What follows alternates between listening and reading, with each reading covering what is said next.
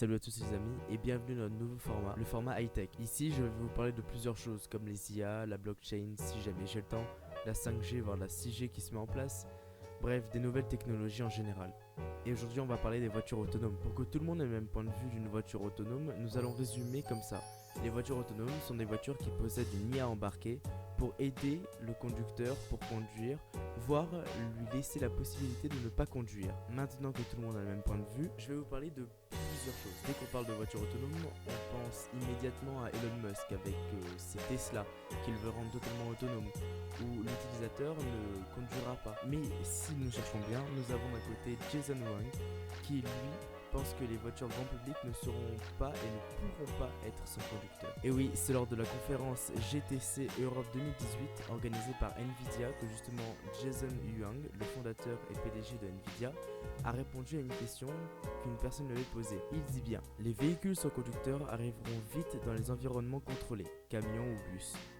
Mais le niveau 5 reste théorique pour le moment. Pour lui, le grand public n'a pas besoin d'un niveau d'autonomie supérieur à 2. Je vous parlais des niveaux. Ces niveaux sont quelque chose qui a été mis en place par le SAE international. Si vous voulez, il y a 6 niveaux. Le niveau 0 où il n'y a aucune assistance.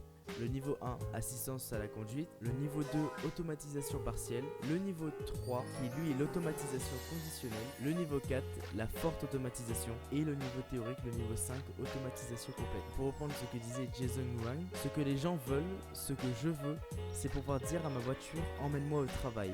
Et qu'elle le fasse sans que le pilotage automatique se désactive 17 fois sur le chemin. Moi, je ne pense pas que les conducteurs aient besoin d'aller faire une sieste à l'arrière. Pour d'autres, comme je l'ai expliqué, ils font juste des recherches pour une aide légère pour le conducteur, comme cette alliance que a Renault, Nissan et Mitsubishi, et maintenant Google se lie à eux, pour pouvoir installer Android dans leur voiture. Ce qu'ils veulent grâce à Google, c'est intégrer l'écosystème Google dans leur voiture, c'est-à-dire Google Maps, Google Assistant ou même Google Play Store. Mais il y a bien d'autres choses comme Wayren, c'est une start-up suisse qui lui a envie de mettre de la réalité augmentée dans les voitures. Vous savez, un petit peu comme les lignes tracées de Forza.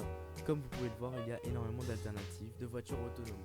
Il ne faut pas se dire qu'une voiture autonome, c'est uniquement une voiture qui va se piloter tout seul ou quelque chose d'autre. Voilà, c'est la fin de cette vidéo. J'espère que vous l'avez appréciée. Si c'est le cas, n'hésitez pas à mettre un pouce bleu, à vous abonner et pourquoi pas à me laisser des suggestions dans les commentaires de thèmes à aborder. Merci encore de m'avoir écouté et à bientôt!